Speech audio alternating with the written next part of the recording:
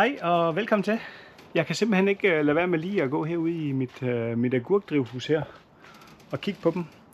Fordi jeg har jo haft lidt travlt med andre ting, siden jeg plantede dem her for over en uge siden. Og man må sige, at der er jo faktisk sket meget jo.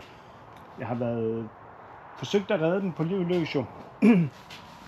Og jeg har ikke været så flink til at beskære dem. Og hvis I ser her, så kommer der jo bunkevis af agurker nu her, som gror deroppe af. Og vi havde også nogle andre. Jeg har jo normale agurker, og så har jeg skoleagurker. Og nu skal jeg jo have beskåret dem her, fordi der er jo simpelthen dem har jeg faktisk lige beskåret. Så jeg lader dem være, der er de store af dem. Men hvis vi går herhen på sådan noget som det her, det er jo et virvar af alle mulige ting. Sideskud og agurker, og der hiver jeg altså det her af med hård hånd lige nu her. Kan I se her?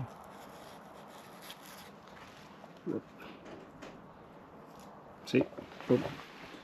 Så jeg hiver simpelthen det hele af, og så når jeg har sådan to heroppe, så lader jeg dem sidde, fordi de er faktisk så store, og så her har vi det et sideskud, der kommer ud her.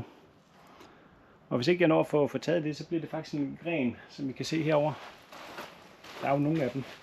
I se her, der er den jo faktisk todelt, så har den fået et sideskud ud her, som jeg har opdaget for sent. Og så bliver det jo faktisk en ny stamme.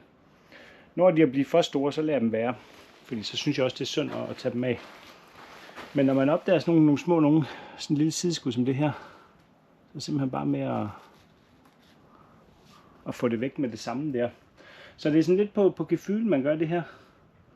Især når man er kommet så meget bagefter, som jeg lige er her.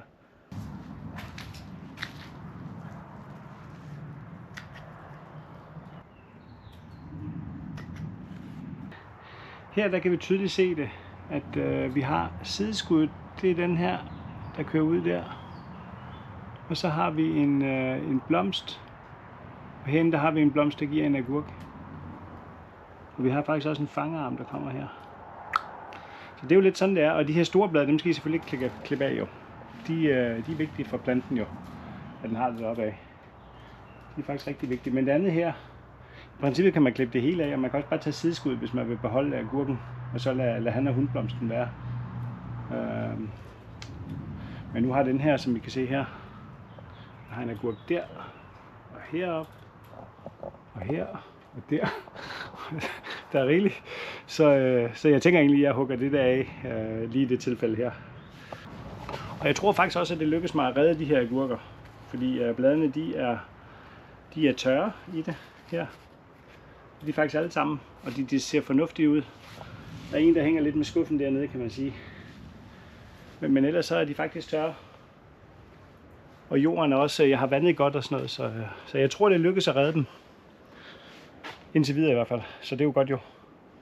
Men det skulle bare være en lille kort video herinde for drivhuset, og så ses vi jo bare i en af de andre. Så kan I hygge jer?